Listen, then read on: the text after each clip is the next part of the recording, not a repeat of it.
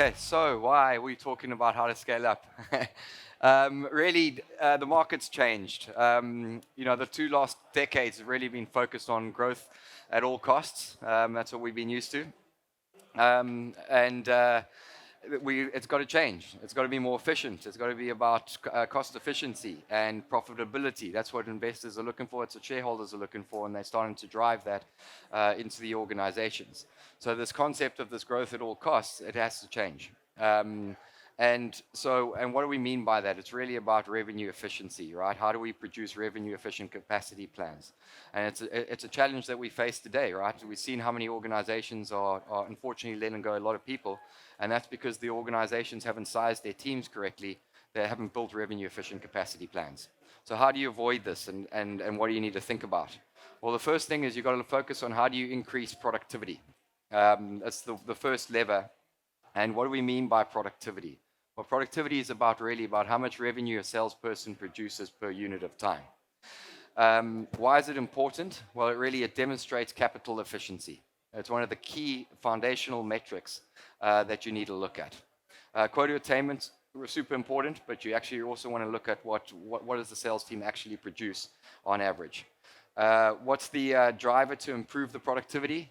Well, systems, tools, processes, skills programs, and so forth. That absolutely helps start to increase productivity.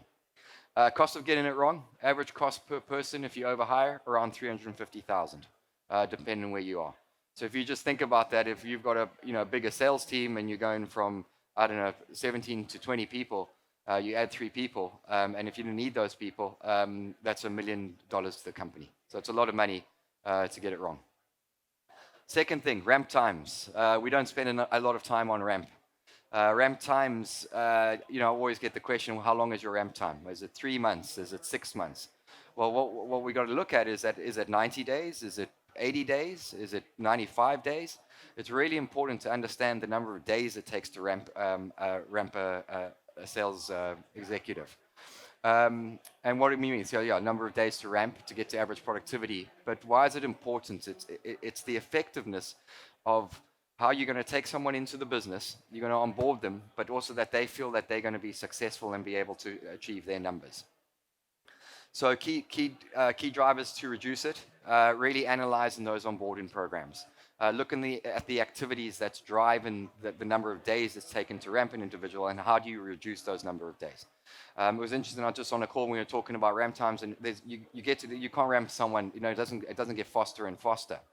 But at least you can get to a level of maybe it's 80 days to ramp, and then you're looking, okay, well, how do I get that down to like 78 days or 77 days? And that's what the enablement team should be focused on. Okay, cost of not doing it. Again, it's about 295K. If you bring in a sales executive into the business and they ramp, generally it's around 10 months by the time they get to full productivity, if you take in all the recruitment time as well. And that salesperson leaves, there's a loss in productivity as well. Okay, the third lever, really optimizing the return on investment. So that's looking at what's the productivity of the sales team, and then looking at the cost. One over the other gives you your return on investment. So why is it important, really? It's to ensure that you invest in the right areas. Thinking about if you've got a sales team, 10, 12 people, and I've got 6 of them on new business, I've got 6 of them on the renewal side. Well, should I maybe have 7 people on new business and then 4 or 5 people on the renewal side, or should I have someone focus on the upsell? It all depends on where those investment decisions need to be made. But the problem today is you're not able to actually easily see your ROI. But we should be looking at ROI on a way more frequent basis than we do to help with those decisions. And actually, not only that, when you look at a decision that you make, you want to see what the impact is. What we tend to do at the moment is make the decisions and then wait for the data to be run a quarter later or 2 quarters later. Okay? And that's why the key drivers is really analyzing this. You need to be looking at your return on investment far more frequently than we do today. Cost of not doing anything, it's significant. I mean, it's almost, you can save from 295 to 1 million. But if you're a sales organization of 100 salespeople and you get this wrong, this is millions of dollars of getting it wrong. Lots of examples of companies that stay focused on the SMB segment, have a team of 20, 30 people, and realize they should never have been in that. Those heads should have been moved into other parts of the business to support mid-market and enterprise. Maximize sales, and ultimately, maximizing the sales capacity. So every sales organization, they've got a capacity of what they're able to generate. And that's the maximum amount of revenue that a sales people can bring in at given points in time. That's capacity. So why is it important? Maintains growth momentum and visibility. The key drivers, really, when we think about capacity plans, and as I mentioned at the start, why we're seeing this in so many organizations, having to let salespeople go, is that it was never sized right at the start. And that's what we need to get better at in organizations, is how do you size the team correctly by looking at things like your productivity, looking at your ramp times, looking at your ROI, so that we build revenue efficient capacity plans.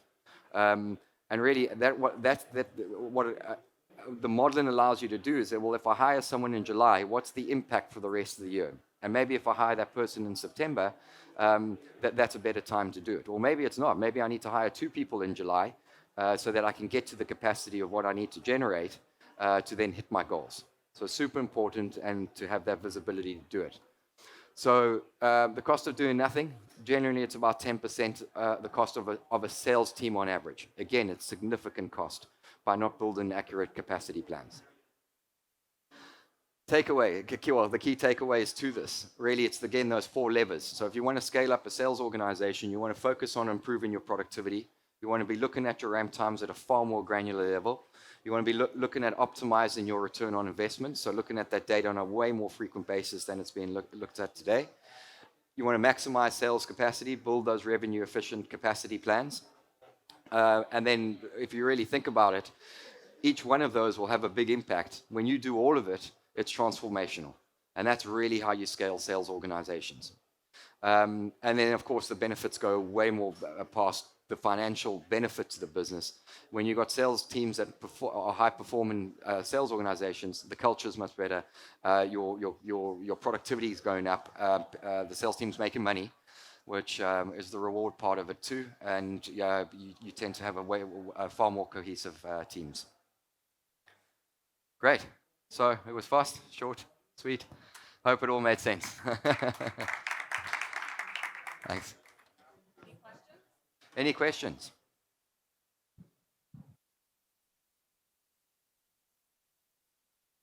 Cheers, thank you. Is there a chance we could get a copy of those slides at all, please? Yeah, absolutely. Fantastic.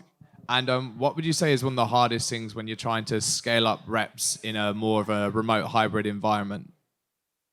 Yeah, I mean, it's difficult when you're not all sitting in a room together with the manager. But that's where enablement programs become really important. Using enablement technologies. There's one I know well, like SalesHood, that can help bring the teams together even in a virtual space. But also it helps you get a lot more information, like if they're doing pitches. They can record themselves doing the pitch, and then you're able to score them. But there's a lot of enablement that can help drive that.